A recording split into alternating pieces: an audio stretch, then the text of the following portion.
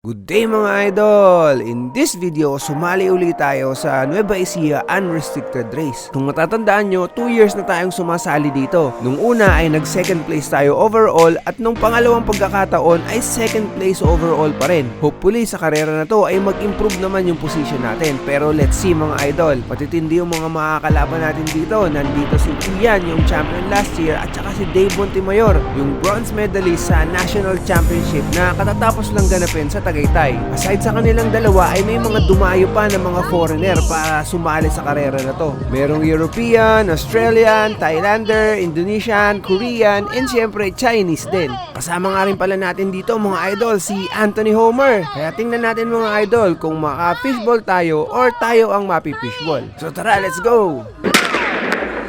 So tara mga idol, eto start na 240 kilometers na puno ng ahon, tapos puno ng headwind, tapos ay off-road pa. So eto napakahirap na karera mga idol. Pero bago natin ituloy ito mga idol, papakita ko muna sa inyo yung pinakamapa na dadaanan natin para hindi kayo malito mga idol. So eto mga idol, yung pinakamapa ngayon, 240 kilometers yan, and magsisimula dito sa Talavera, then iikot dito sa buong Nueva Ecija, tapos dadaan dito sa may bundok-bundok na part na to mga idol. And yan yung nagpahirap do sa may ruta na to, yung sa part na yan, yung mga bundok-bundok na yan. Kahit yung mga nag 120 nahirapan dyan mga idol. Tapos dito naman sa part na to ay headwind naman mga idol ang nagpahirap do sa mga kasali ngayon. Just for comparison mga idol, ito yung 320 na ruta last year, no? So kung makikita nyo, umiwas siya dito sa may bundok-bundok na to at puro patag lang yung dinaanan. Ang hirap naman sa last year ay 320, mahaba yung distance. Ang hirap naman dito sa 240 ay 240 nga lang siya pero bundok-bundok naman mga idol. So yan yung dadaanan ngayon dito sa ating karera. So balik tayo dito sa may karera mga idol. Kung tatandaan nyo ay kai-start pa lang nung karera, siguro nasa 300 meters pa lang tayo mula doon sa may start line mga idol. And semento pa yung dinadaanan natin mga idol. Biglang kakaliwa dito, makikita nyo dito sa may bandang kanan, ito yung pinaka mapa natin na medyo close up, tapos yung asa kaliwa yung overall na mapa naman para hindi tayo malito kung nasa na tayo pagka tinitingnan natin yung karera mga idol. So dito kakaliwa dito bigla mga idol. So inihintay ko lang din yung mga nasa harapan ko kasi susundan ko lang sila kasi napakahaba nito. Pero yung merong mangyayari dito, panoorin nyo mga idol. Ay nakita nyo may kasalubong na tricycle, kakaliwa na pero merong tricycle na kasalubong, so wrong timing. So biglang siguro nasa pang 10 tayo, bigla tayong napunta sa pang 5 mga idol. And eto na, atake na mga idol. Tingnan nyo yung takbuhan, 37, 38, and merong dalawang riders na nauna sa harapan, isang BDT at saka si Ian Timbang, tapos merong dalawang riders na sumusunod sa kanila, kaso pinabayaan nila. So eto mga idol, meron akong dilema dito. Iniisip ko kung hahabulin ko ba yung dalawang nasa harapan o hindi. Tingnan nyo yung takbo, 46. Ibig sabihin mga idol, nag-decide na talaga ako na habulin yung dalawang nasa harapan. Kasi kapag dumikit ako dito mga idol, pwede na magtuloy-tuloy to hanggang sa finish line, katulad nung nangyari last year. Last year kasi mga idol, kung tatandaan nyo, merong pinch point na lugar kung saan umatake ako, and tatlo kaming napunta sa breakaway at ever since ay hindi na kami inabutan dun sa simula pa lamang. So dito naman ngayon mga idol, eto simula ulit, titingnan natin kung makakatuloy-tuloy na tayo dito. Tatlo tayo dito sa may harapan pero hindi ko pa naididikit ng husto.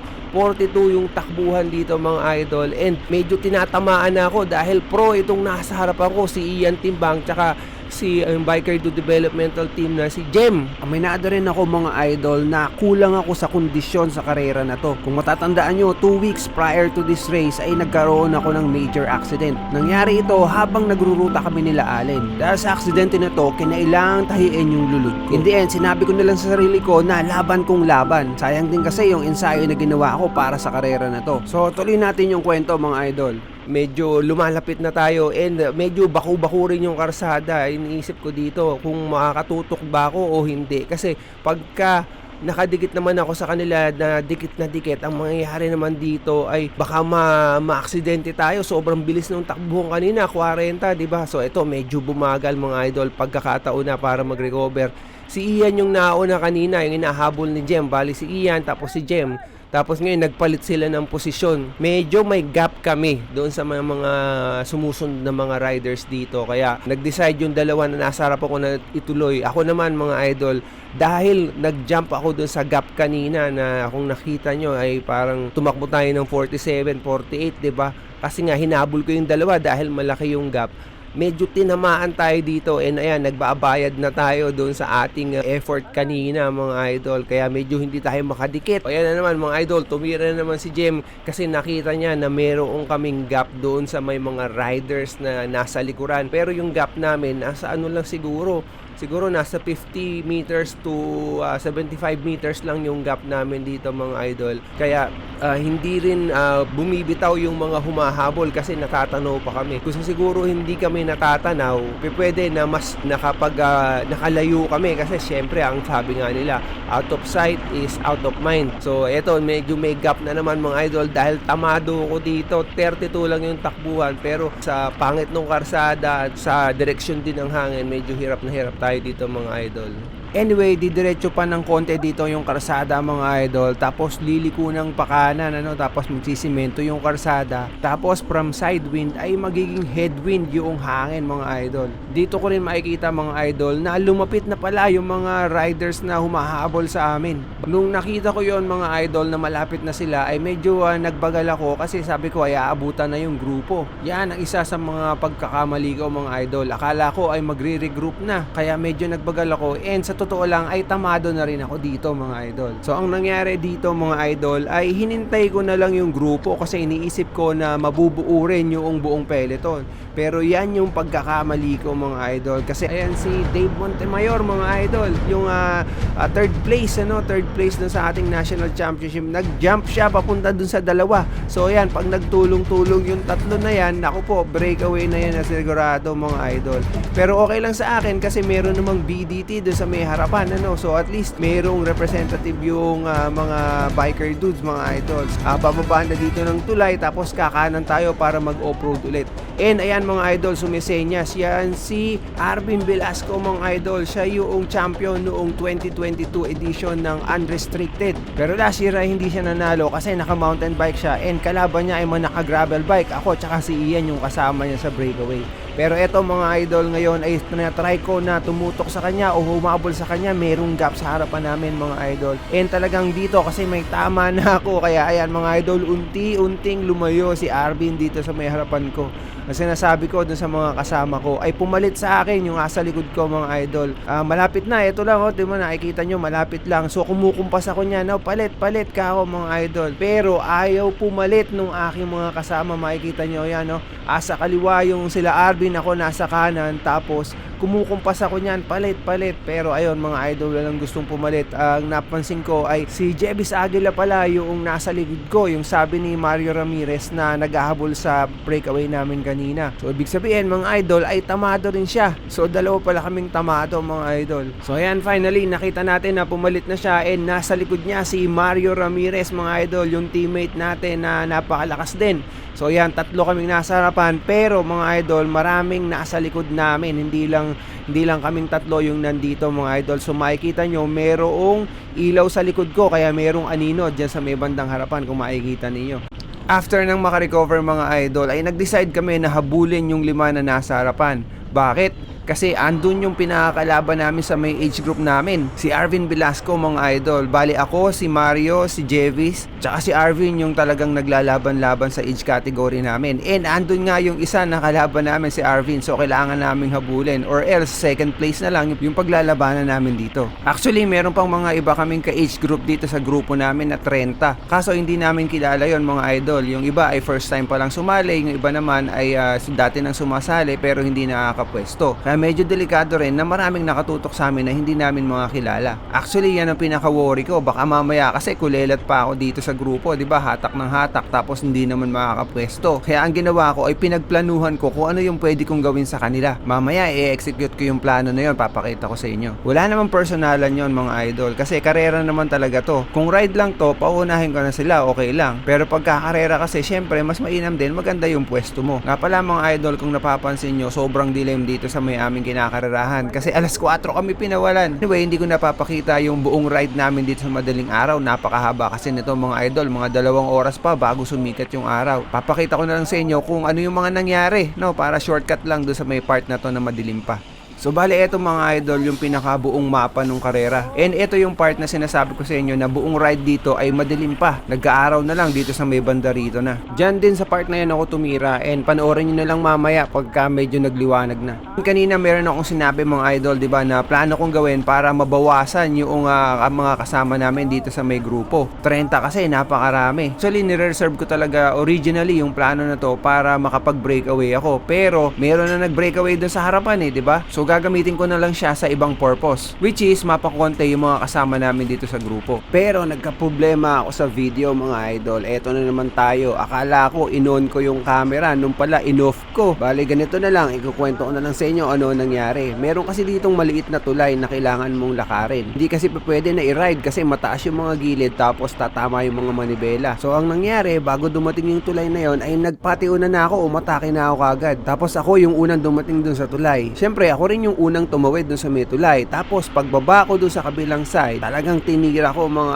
idol. Talagang kinargahan ko talaga siya. Iniisip ko na may sasama sa akin kahit papano ng mga ibang mga riders. Ang nangyari, sa sobrang tuli ng atake na ginawa ko, walang nakasama sa akin, walang nakasabit. So ayun, merong breakaway sa harapan, tapos ako yung nag-iisang chase, tapos merong peloton sa likod ko. At this point mga idol, ay nakaka 32 kilometers pa lang kami. So ang iniisip ko ay itutuloy ko ba yung 210 kilometers na solo? Kung siguro meron akong kasama na isa o dalawa, itutuloy ko. Pero kung nag-iisa lang, medyo delikado. Kaya ang ginawa ko ay hinintay ko ulit sila kasi wala akong nakasama. Anyway, marami pa namang opportunity para umatake doon sa mga darating na mga pagsubok dito sa trail na to. Pero merong magandang nangyari mga idol. Yung dati naming grupo na nasa 30 riders, medyo nahati siya. Parang 15 na lang yung natira doon sa mga peloton na dumikit sa akin. So at least, di ba, effective yung ginawa natin. 15 nga pala na to mga idol. Meron ditong dalawang foreigner. Parang mga Malaysian yata pero hindi ko natanong. Tapos ang ginawa ng mga foreigner na yon, habang madilim pa, ay umatake ulit sila mga idol. Nasa bandang likod ako nung umatake sila kaya wala rin akong nagawa. Hindi ako nakasabit sa kanila. Basta ang alam ko, yung mga kategory ko ng mga riders ay hindi sila yung tumira. At this point, sila yung concern ko at hindi na yung ibang category. At this point ay nasa Platero na tayo. Napaka-historical nung place na to. Dito nang galing yung mga Amerikano nung papunta sila sa kampo ng mga Hapon para palayain yung mga prisoners of war. Napanood ko yung movie na yun mga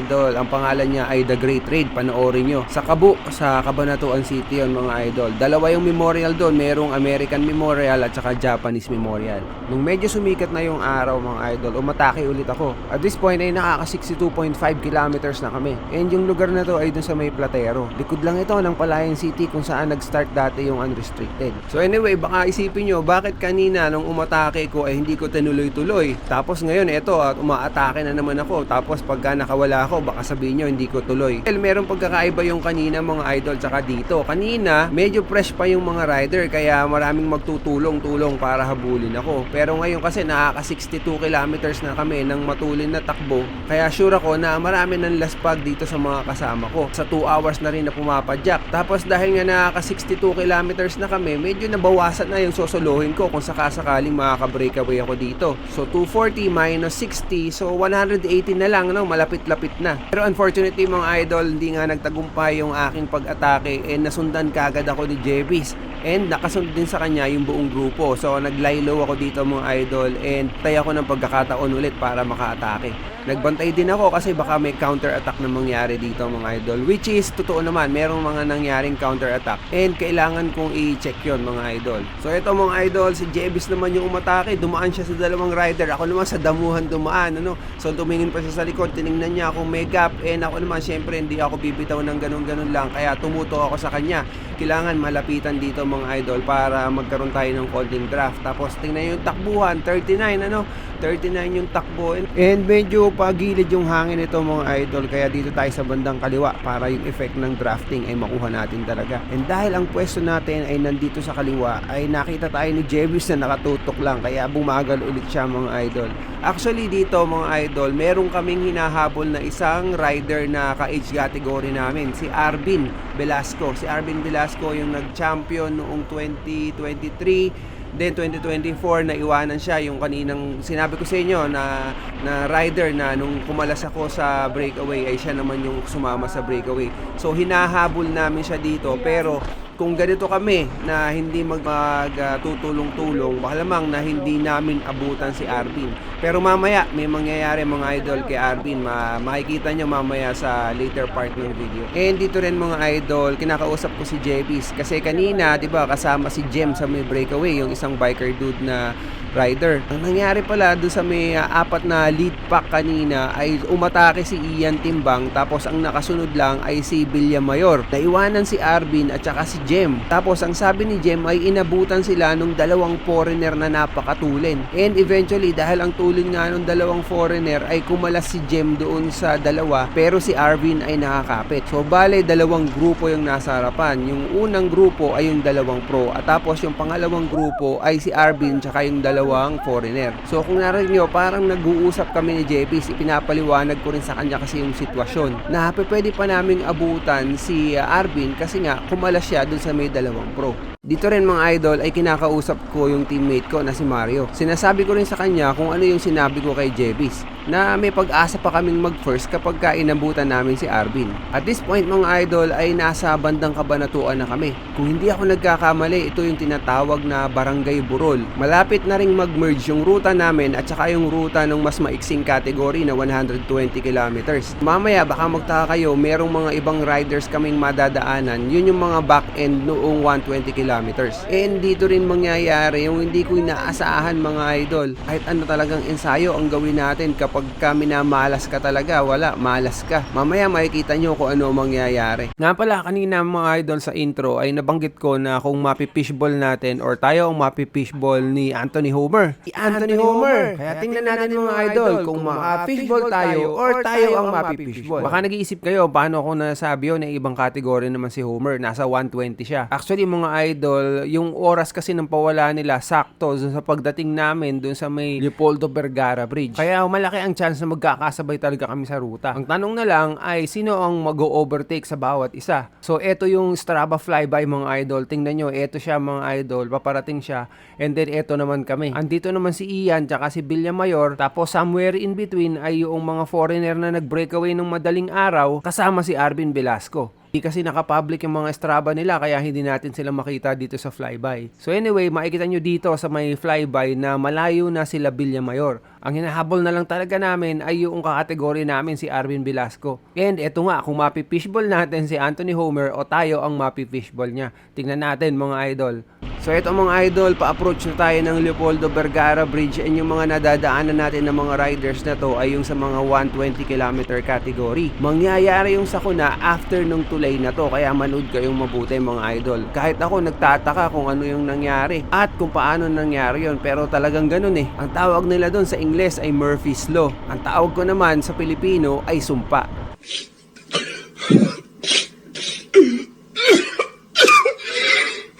Nga pala mga idol, kwento ko lang yung tungkol sa tulay na to. Ito yung tulay sa Cabanatuan City na hindi pa pinapadaanan sa mga sasakyan. Pero alam nyo ba na ito yung second longest bridge na locally funded. Ibig sabihin, ang pondong ginamit sa pagpapagawa ng tulay na to ay galing lang sa Cabanatuan City at hindi sa national government. So alam nyo na siguro mga idol, walang ghost project na involved dito. Hindi rin substandard ang pagkakagawa kasi buhay ng mga taga-Cabanatuan ang nakataya. Itong Leopoldo Vergara Bridge na to mga idol ay parte ng master plan ng Cabanatuan City na gumawa ng circumferential road na papalibot sa buong Cabanatuan. Hindi lang puro highway ang ginawa nila dito mga idol, gumawa rin ng 4 na tulay at 2 flyover. Malapit na tong matapos lahat mga idol. And actually excited ako para sa future na meron ang Cabanatuan City. Anyway, balik na tayo dito sa may karera mga idol, and malapit na tayong dumating sa may dulo ng tulay. Kung napapansin nyo mga idol, medyo may diin yung sipa ni Jevis dito. Alam nyo ba kung bakit? Kasi nakahiwalay kami sa grupo. Nakaagwat kami ng mga 10 to 20 meters. Kaya ganoon na lang yung pag-aapuran niya kasi pagkakataon na to para maka-breakaway. Ako naman ay hindi pumapalit mga idol kasi si Mario yung nag-ahabol sa amin. Teammate ko sa Team Francia, so syempre hintayin ko siya mga idol. Ang isa pang reason kung bakit nag-aapura dito si Jebis ay hinahabol niya yung kalaban namin sa age group na si Arvin Velasco. Ang problema namin dito mga idol ay hindi namin alam kung gaano kalakas yung dalawang foreigner na humabol. So hindi namin tansya sigurado kung aabutan pa ba namin or magdidire-diretso na sila. Pero bibigyan ko kayo ng spoiler mga idol.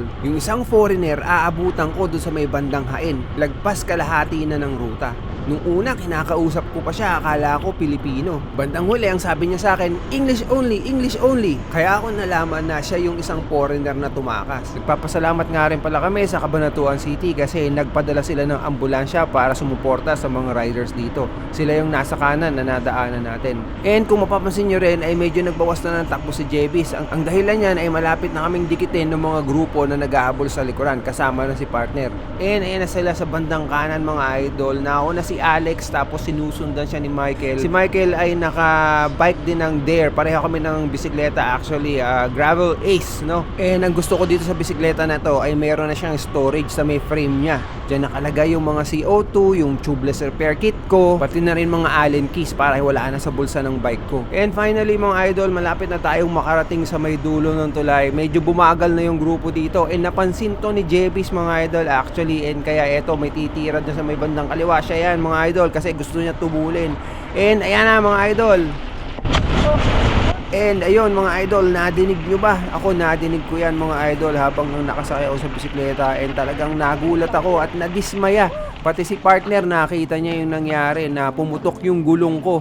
May nagulungan yata ako na bato na matalim o kaya naman bote. Pero nireplay ko mga idol yung footage. And wala naman akong nakita na kakaiba na bakal or something na nakaharang doon sa may karsada. Sa dami rin ng dumaan doon sa may part na yon ay wala namang nabutasan. Dahil kung meron mga idol ay makikita ko sila na nandito sa may gilid ng trail na kasama ko na nagre-repair. And sobrang dismaya ko dito mga idol dahil nakita ko na umalis na or nauna na yung mga kalaban ko and wala akong magawa dahil butas yung aking gulong. Iniisip ko nung paghinto ko mga idol ay mag-quit na lang dahil malapit na lang yung bahay ko dito. Pwede na akong tumawag ng rescue at magpahatid na lang sa bahay at matulog na lang. Ang ginawa ko mga idol habang nag-iisip ay umihi muna ako kasi naiihi na rin ako mga idol. Tapos after kong mahimasmasan, naisip ko na hindi, re-repair ko na lang yung gulong ko kasi meron naman akong repair kit na dala. Habang nagre-repair din ako ay dumating na yung ibang mga riders na naiwanan namin and marami pang riders na nag-overtaken lahat sa akin. Habang nagre-repair din ako mga idol, naisip ko kung ano talaga yung sanhe ng aking pagka-flat. Meron kayang pako na tumusok na nahugot din, merong bato or something else o kaya naman pwede rin na masyadong naging malambot yung tire pressure ko. Ang ginamit ko lang kasi sa pag-set ng aking tire pressure ay yung aking manual pump. So kung tutuusin, pwedeng yun nga yung reason kung bakit na flat ako mga idol sa sobrang lambot ng gulong ko. Pero ngayon mga idol, siguro hindi na mangyayari sa akin yan kasi meron na akong bagong pump. Actually, hindi naman ako magkakaroon ng ganito kung hindi sa akin in-sponsor. Bigay sa akin to ng Cyplus, yung AL7.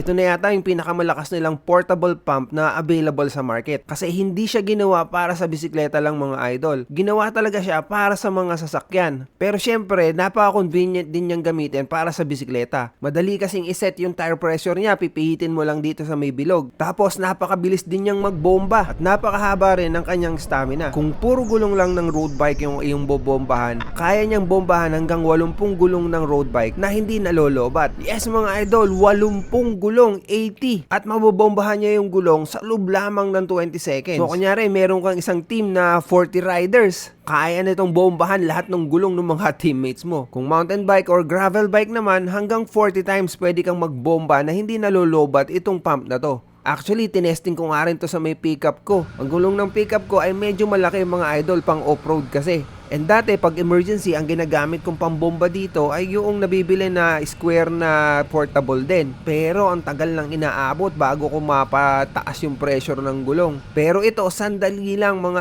idol. And I'm pretty sure mga idol, napaka-accurate ng tire pressure gauge nito. Kaya simula nung nagkaroon ako ng ganito mga idol, ito na yung lagi kong ginagamit sa pagsiset ng tire pressure ko. Mapa road bike man, gravel bike o kaya man kahit itong pickup. So hopefully hindi na ulit mangyayari sa akin ito, yung mapa-flat ako dahil malambot yung gulong ko. So tara, balik na tayo sa karera mga idol. Kayo mga idol, tanong ko kayo, kung kayo ang nasa sitwasyon ko, anong gagawin nyo? Tatapusin nyo pa ba yung karera na halos solo mo na lang gagawin? Or uuwi na kayo dahil malapit lang yung bahay nyo dito? Comment nyo lang mga idol kung ano yung nasa isip nyo. Ako mga idol, ang ginawa ko ay tinry ko na patsihan yung aking gulong. Meron akong tubeless repair kit na dala tsaka dalawang CO2. So ang ginawa ko dito mga idol ay hinanap ko yung butas tsaka ako pinasakan ng isa doon sa mga noodles.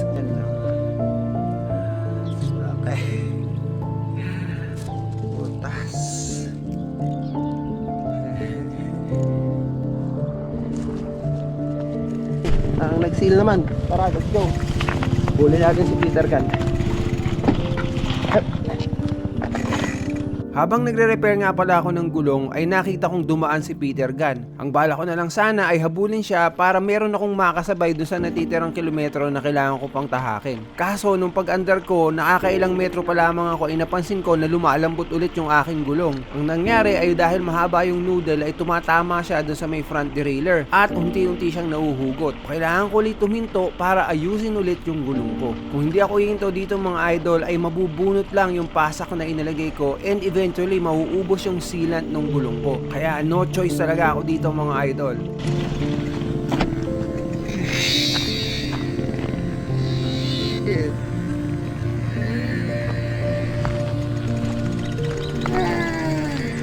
Ito pa. Pang seal.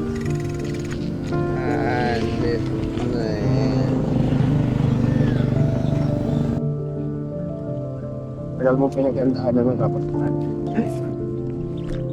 At this point mga idol ay naubos na yung plug na meron ako. Naubos na rin yung dalawang CO2 cartridge na dala ko. Naisip ko kung ma-flat ako ay talagang hihinto na ako at uuwi na mga idol o kaya naman ay mag-aabang na lang doon sa may finish line. Buti na lang hindi ko ginawa ayon mga idol. Mamaya malalaman nyo kung bakit. So far ay nakaka 73.6 kilometers pa lang tayo out of 244.7 kilometers. So kung tama yung computation ko ay nakaka 1/3 pa lang ako sa buong ruta. Again, ang goal ko na lang dito ay habulin si Peter Gan para meron akong makasama dito sa karera. Pero merong mangyayari mga idol na hindi ko inaasahan. Nasa bandang huli ay magugulat pa ako sa mga nangyari. In my mind, ang iniisip ko ay habulin ko lang si Peter Gan pero kahit papano ay umaasa ako na aabutan ko rin yung mga nasa lead group. Nga pala mga idol, habang kumakarera kami ay may mga photographers na nag-aabang sa gilid ng trail. Magugulat ka na lang, minsan makikita mo nakatatago sa damuhan. Marami silang photos na kinuha pero ipapakita ko sa inyo yung mga picture nila nung mga kalaban ko sa 240 kilometers category. Ito yung pinaka-lead duo, si Dave Montemayor at saka si Ian Timbang. Kasunod nila ay yung mga foreigner. Tapos ang kasama ng foreigner ay itong si Arvin Velasco. Sumunod naman sa kanila ay yung grupo na nila JBs na kasama ko kanina sa may breakaway. Kasama rin sa grupo na to si partner Mario Ramirez at saka si Gerson Trio na hindi na Francia ngayon. Meron pang mga ibang dumaan dito pero hindi ko na masyadong kilala. Ang isa pang importanteng dumaan dito na kilala ko ay si Peter Gan. Tapos ako mga idol. Tapos ay si Bernie na yung inovertaken natin kanina.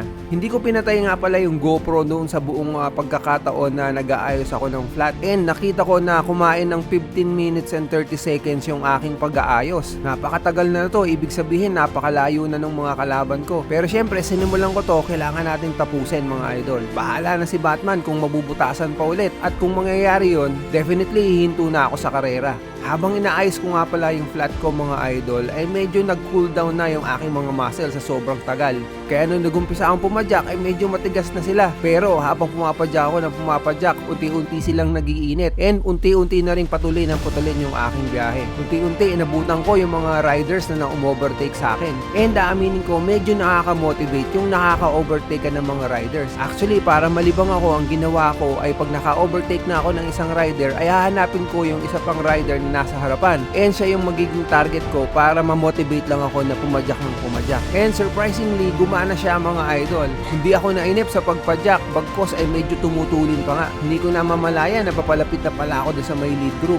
At ito pa ang isang nangyari mga idol. Diba ang sabi ko ay hinahabol ko si Peter Gan para at least ay meron akong makasama sa biyahe. Pero dahil nga pumapadyak ako at marami kong na-overtaken, medyo nalibang ako mga idol. Isa pang reason kung bakit ako nalibang ay dahil nga napunta na kami doon sa may bandang single track. Ito na yung mga ahon lusong mga idol na pinagpracticean namin ni Mario. And dito sa banda na to, ma-overtaken ko si Peter. Actually, kinausap pa nga niya ako dito. And alam nyo ba, sumagot pa ako. Hinahanap sa akin si Bernie, yung teammate namin, nakalaban niya. Oo, teammate namin, pero kalaban niya, ang labo, di ba? Basta, friendly race lang naman between them. Ganyan kami sa may Pransya, mga idol. Minsan pa nga, sabay sila dumating sa may finish line, nagja-jack and poy po sila kung sino mananalo. Dito nga pala sa portion ng double track na to, mga idol, medyo marami tayong na-overtaken. Pero karamihan dito ay mga kasali sa 120 category. Yung mga 240 siguro mga nauna na sila, or baka na-overtaken ko rin, pero hindi ko kasi alam hindi ko alam kung anong kulay dun sa may number, yung 240, 120, no? So ayan, medyo mas marami tayong na-overtaken dito, pero basta dire-diretso lang tayo dito, mga idol. Meron tayong maabutan na isang rider dito na definitely alam ko na kasali sa 240 kilometers category dahil nakakalaban ko na siya dati. Eto siya, mga idol, si Paulo Labador, yung nasa harapan natin na yan. Malakas din na rider yan, and kadalasan nananalo siya sa mga kategory niya. Kaya ko lang siya inabutan dito, mga idol, ay na-flat din pala siya. Ang nangyari ay mga 5 kilometers into the ride ay na-flat na kagad siya habang nagtitirahan yung mga magkakalaban. Tapos nung nag-aayos naman ako ng flat ko ay inabutan niya ako at na-overtaken. So medyo pareho kami ng fate nitong si Paulo Labador, mga idol. And makakasama ko siya hanggang mamaya. Meron pa tayong aabutan na isa pang malakas na rider na flat din. Mamaya ipapakita ko sa inyo. For the meantime, dumaan muna tayo dito sa may ilog, mga idol. Maniwala kayo sa hindi, first time kong magre-river crossing dito. Nung mga recon ride, hindi ako dumadaan dito sa tubig. Mahaba kasi yung ride, and ayoko yung feeling na basa yung medyas habang nagra-ride dun sa trail. Kaya talagang hindi kami dumadaan dito. Meron kasing alternate route dito, mga idol, yung hanging bridge na nasa bandang kaliwa. Kaya ako lang nalaman kung saang dapat part ng ilog dumaan ay dahil nakita ko yung mga nag-recon ride dati na dumaan sila dito sa dinaanan ko. Kaya ayan, come race day ay alam ko na kung saan dadaan.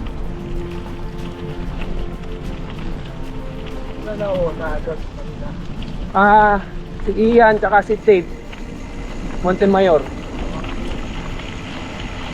Kevin naiwan na sa second group.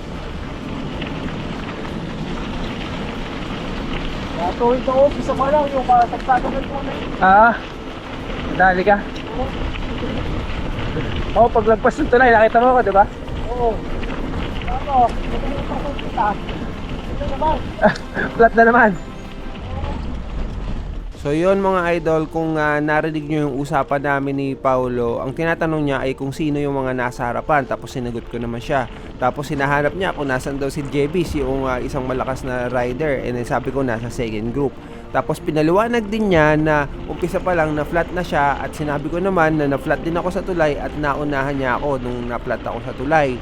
Tapos sabi naman niya ay after ng tulay na-flat din siya. Tapos ayun nga, mga idol, eto na, nagkaabutan na kami dito sa may trail. Sa portion na to ay medyo magugulat si Paulo, mga idol, kasi hindi niya inaasahan na mayroong 20% pa na daraanan. Kaya dito sa portion na to medyo naiwan siya sa akin. Ako naman, since naruta ko na ito ng ilang beses, alam ko na yung expect ko at alam ko na dapat ay mag-conserve ako ng energy. Madami kong madadaanan ng mga riders dito hanggang sa makarating sa taas. Pero unfortunately, nagkaroon na naman ako ng mechanical pagdating ko sa may taas, mga idol. Nalaglag yung aking chainring. Naka-double chainring pa ako niyan kasi, mga idol. And parang laspag na yata yung kadena ko kaya nalalaglag ng gano'n. Hindi ko maintindihan. Sa pagre-repair ko na to, medyo natagalan ako. Kumain na naman ng 1 minuto, mga idol. Naipit kasi yung kadena ko between the small chainring and sa bottom bracket area. Kaya nung inayos ko to, na-overtaken na naman ako ni Paulo and hinabol ko na naman siya, mga idol. Hindi pa nga pala ito yung pinakamatarik na dadaanan kasi mayroon pang 24% tayong madadaanan sa banda dyan. Actually, natatakot ako sa portion na yun kasi baka maglakad ako dahil medyo laspag na tayo, mga idol, at mahaba-haba na yung nababiyahe natin. Pagdating sa area na yun, more or less nakaka 100 kilometers na tayo. Kaya ako, mga idol, hindi rin ako hataw ng hataw habang nag-ahabol, mga idol. Nagpe-pacing din ako kasi inaabatan ko rin yung matarik na ahon na yun. Unfortunately, hindi ko na-record yung portion na yun, mga idol, pero na-record ni Biyaheng Bike ni Mike. Follow niyo siya doon sa may Facebook niya, ilalagay ko yung link sa may baba, mga idol. Pero ito yung video niya dito sa ahon na to. Gulasan sa ahon, kanya-kanya na. Na lang ako. May ahonin pa doon, oh. 120 kilometers, kalahati na lang, master. Hoy! Piste! Maangat yung gulong ko. Hindi kaya. Diyos ko. 25 gradient. Ang lala. Ang lala. Tukod talaga. Lakad matatag. So yun mga idol, yun yung experience ni Idol biyahing bike ni Mike dun sa may 25% na portion na yon mga idol. Medyo mahaba rin yun, siguro nasa 400 meters. Kaya kahit talaga sino ay lalo na kung pagod na ay titirik dun sa may portion na yon.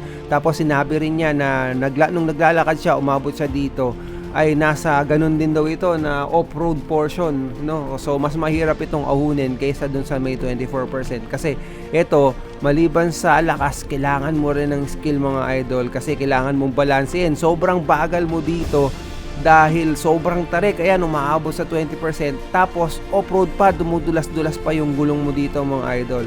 So talagang kailangan na pagpraktisan mga idol. Pero buti na lang noong kami nila ay na-practice namin, ayan, umaabot sa 23% pa mga idol.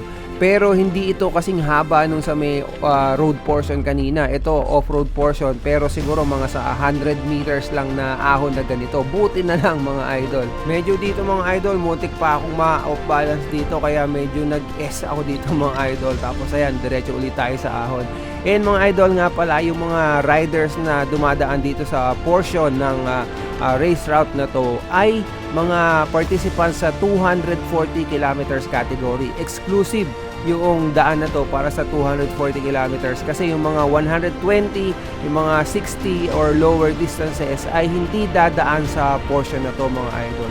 So ayan, yung isang na-overtake natin na yun ay 240. Ito rin, naka mountain bike, kasama ko to sa breakaway kanina madaling araw, naka 240 rin yan si Harry. Tapos eto mga idol, so eto mga idol, si David Kim Amado, siya yung may-ari ng Badass Fuel. Yun yung gamit ko na energy drink dito mga idol. Ang sabi niya sa akin dito ay na-flat din daw siya doon sa matarik na ahon, hindi dito sa may 24% ng nadinaanan natin, kung hindi doon sa may maraming tao na ahon. Kaya pala inabutan ko siya, kasama siya doon sa may grupo na nang iwan sa akin nung na-flat ako sa tulay mga idol. Hindi ko siya ka-age group, at ang ka-age group niya ay si Peter Gunn. So kung titingnan natin ay kalaban siya ni Peter Gunn sa kanilang category. Medyo tumutok siya sa akin dito mga idol, nag-aalangan ako na dalhin siya kasi nga kalaban siya ni Peter Gunn. Actually tinatanong ko siya kung na-overtaken ba siya ni Peter Gunn kasi hinahanap ko nga si Peter. Ang sabi niya sa akin ay hindi daw, so hindi ako makapaniwala kasi hindi ko pa nadadaanan si Peter. Pero ang totoo niya, na-overtaken na natin kanina, 'di ba, dun sa may double track. Kaso masyado akong preoccupied kaya hindi ko namalayan mga idol. Hinahanap ko rin dito si Paulo Labador, yung kaninang naiwanan tayo dahil nagkaroon tayo ng mechanical, 'di ba? Tinatanong ko rin siya kung nadaanan siya, and sabi niya ay nasa harapan lang daw. So ang ginawa ko, nagtuloy-tuloy na lang ako ng pacing kasi iniisip ko nga nasa harapan naman si Peter Gunn. Kailangan nating abutan si Paulo mga idol kasi ang pagkakaintindi ko noon ay ka-age group natin siya. Kahit papaano rin ay tumutulong naman tong si David sa pagtatrangko, kaya okay din, mas mabilis yung takbo namin. And then finally, inabutan din namin si Paulo nung malapit nang makarating sa Minalungaw mga idol. So dito mga idol, pinag-uusapan namin yung matarik na ahon na pinagdaanan namin. Nagulat siya kasi hindi siya nag-recon ride, biglaan na lang mayroong matarik pala na ganun. Dito mga idol, madidinig yung usapan namin, pakinggan nyo ng konti. Hindi naman kita po. Iri. May matarik pala to. Yun nga yung 26% po tayo. Nagulat ako. Akala ko tapos na. Bonus! Bonus pa pala. Inovertake ka pa ni Peter? Alam kita. Inovertake ka sa harapan ano? Yes, wala na.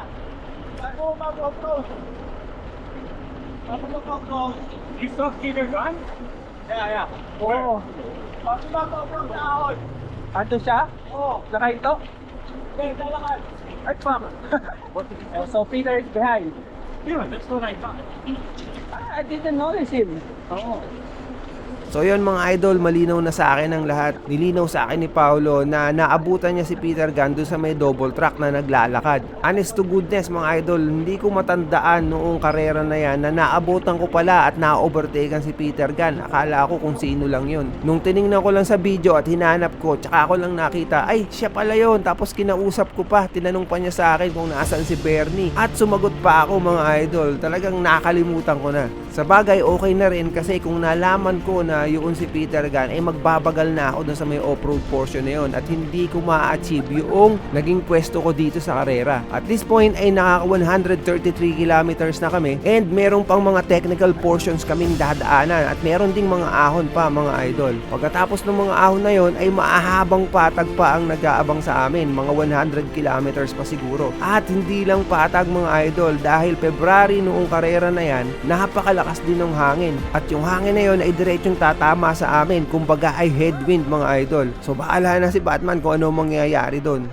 Nakita nyo ba yung nakasalubong natin na rider na yon mga idol? Kasali siya sa 120 km category and naligaw siya. Lumiko siya pakaliwa doon sa may papunta doon sa mga matatarik ng mga ahon. Sayang kasi breakaway pa naman siya mga idol and may chance siya na siya ang mag-overall o manalo doon sa category niya. So ngayon ang gagawin niya ay babalik siya doon sa mga ahon na inahon natin at doon naman siya lulusong. And panigurado ko ay hindi na siya mananalo sa pagkakataon na to kasi nga sobrang layo na nung kanyang pagkakaligaw. Dito nga pala sa part na to mga idol ay bumitaw na si David Kim Amado. Alam nyo ba kung bakit? Dahil nalaglag sa trail yung bote niya ng badass mga idol. Yun lang yung nag-iisang nutrition niya maliban sa tubig. So dahil wala na siyang carbs sa katawan, hindi na niya kaya yung pacing namin ni Paolo sa karera. Kapag kaganon mga idol, bonk ang aabutin ninyo. Malamang ay nangyari sa kanya. Sa part pa naman to mga idol, wala nang tindahan. Siguro magkakatindahan after mga 15 kilometers pa. So baka ang ginawa niya ay nagbagal na lang o kaya naman ay nag-backtrack para makapunta sa isang tindahan para bumili man lang ng soft drinks. Hindi ko alam kasi hindi ko natanong nung finish line kung ano nangyari sa kanya. Basta ang mangyayari ay magkasabay sila ni Peter Gunn na tatapos. Ang kwento sa akin ni Peter Gunn, binigyan daw niya ng gel si David kasi talagang hinang-hina na daw. Dito sa part na to mga idol din, naubos na yung battery ng GoPro ko. Pero kukwento ko sa inyo kung ano ang nangyari. So recap lang mga idol, nagsimula tayo dito sa may Talavera and dito banda nakawala yung mga pro tapos dito naman tayo naghabol ng medyo mahaba. Pagdating dito sa part na to ay dito tayo umatake dahil medyo sumisikat na yung araw. Pero walang nangyari sa atake natin kasi na-check din tayo kagad. Tapos dito yung tulay and after this tulay ay dito na ako na flat mga idol. Naiwanan tayo ng mga 15 minutes pero nung naayos na yung bike natin ay nagdire-diretso na tayo. Dito naman sa part na to mga idol yung inabutan natin si Peter Gunn. Tapos dito yung 24% naman sa area na to hanggang sa umabot na tayo kung saan namatay na yung battery ng GoPro natin. And then medyo technical yung portion na to and then dito sa may part na to ay meron pa tayong inabutang mga riders. Dito naman yung pangalawang feed zone kung saan pwedeng huminto at kumuha ng tubig at makakain. Meron din tayo dito mga inabutan na riders na mga nakahinto. Kaya ang ginawa ko mga idol ay dumire-diretso na lang ako. Tapos dito meron tayong inabutan na isang grupo. Tatlo sila mga idol at isa dito yung foreigner. Tapos eventually ay naiwanan din natin sila. Pero dahil naubusan tayo ng tubig at pagkain, huminto rin ako sa banda na to. Inabutan at in-overtaken ulit ako ng mga riders na inabutan ko kanina. Tapos nung nakapagkarga na tayo ay inabutan ko ulit sila at na-overtaken. Hanggang sa umabot na tayo dito sa may bandang Santa Rosa na napakatindi ng hangin. May mga nagpipicture dito kaya nakuhanan din tayo. Ito yung pagkakasunod-sunod ng mga riders na dumaan dito sa area na to. Nahauna pa rin si Dave at saka si Ian. And then ang sumunod ay isang foreigner mga idol. Ang pang-apat na dumating ay si Arvin Velasco. Naiwan siya doon sa may foreigner na kasama niya. And then pagkatapos niya ay si Michael Trinidad. Hindi kalayuan kay Michael Trinidad ay si Mario Ramirez mga idol. Nag-iisa siya sa picture na to at hindi kasama si Jebis kasi tinirahan niya si Jebis mga idol. At medyo nagkaagwat sila. And then pagkatapos si Jebis ay ako na yung dumaan mga idol. So ang inahabol ko ngayon dito mga idol ay si Jebis. Pero sa pagkakataon na yan mga idol, hindi ko alam na siya pala yung hinahabol ko. Basta ang alam ko lang ay kailangan kong bilisan dahil may mga humahabol din sa akin. Aabutan ko ba si Jebis o hindi? Hintayin nyo yung dulo mga. At this point mga idol ay magkasama si Mario Ramirez at saka si Michael Trinidad. Tapos hinahabol sila ni Jebis. At kung natatandaan nyo mga idol, si Arvin Velasco ay nag-breakaway nung bandang umpisa pa lang. Alam nyo ba na inabutan at in-overtaken ni Mario at ni Michael Trinidad si Arvin nung malapit na sa finish line?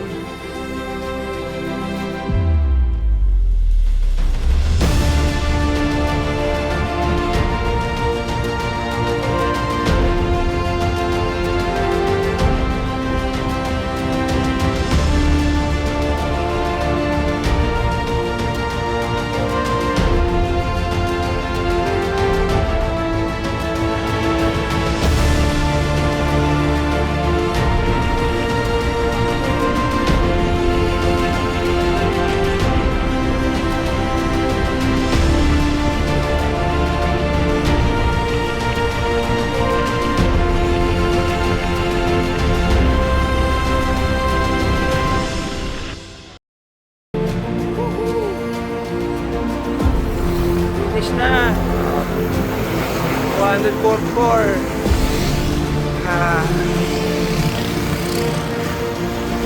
Solo yung last 140. Last one. Last one.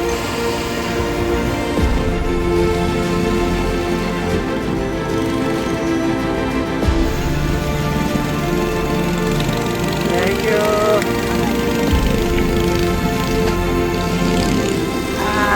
Finish! And ayun mga idol, nakatapos na nga tayo ng karera and unfortunately ay wala na tayong inabutan. Pero gayon pa man ay masaya ako dahil maganda yung naging pwesto ko sa karera. 140 kilometers akong nag-solo and in the end ay naging 7 minutes na lang nilamang sa akin ni Jevis yung third place. At si Mario Ramirez naman ay 16 minutes pa rin ang naging lamang sa akin. Eksakto kung ilang minuto akong nagkumpune ng aking flat. So ibig sabihin, hindi sila lumayo sa akin at hindi rin lumapit. Kaya masaya na rin talaga ako sa naging performance ko mga idol. Out of all the participants ng 240 kilometers category, nakapasok pa tayo sa top 10 and nagpangwalo pa tayo. Sa aming age category mga idol, ang nag-champion ay si Mario Ramirez na teammate ko. Kasama ko rin siya sa ensayo kaya masaya ako para sa kanya mga idol. Nag-podium din yung ibang mga teammates ko tulad ni Peter Gan, Raymond Flores, si Mix, at marami pang iba. Kaya pagkatapos ng karera mga idol, talaga inuman na. Pauwi na lang sa susunod na karera. Salamat nga pala kay Boss Lucio ng Team Francia sa pagsuporta sa amin sa karera na to. And salamat din sa organizers ng karera na to, kila Par at kila Arnie. At least meron kaming pinaghahandaan na karera na tulad na to. And sa mga nagtatanong kung ano nangyari kay Homer, kung na-fishball ba siya o hindi, sagot mga idol ay ito. Hindi kita papayagan! Hindi kita papayagan! Bakit daw? No!